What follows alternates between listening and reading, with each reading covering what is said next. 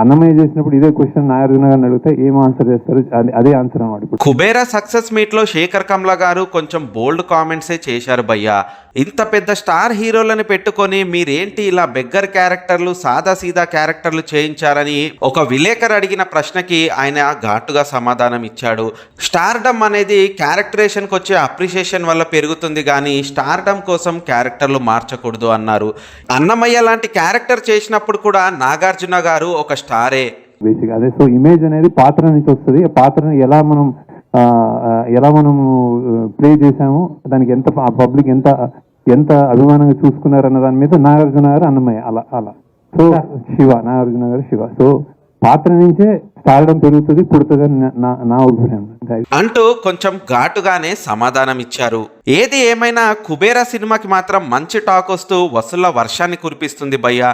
ఈ సంవత్సరం అడపాదడపా హిట్లు మాత్రమే చూసిన తెలుగు ఇండస్ట్రీకి కుబేరా ఒక మంచి సాలిడ్ హిట్ ఇచ్చేలానే ఉంది.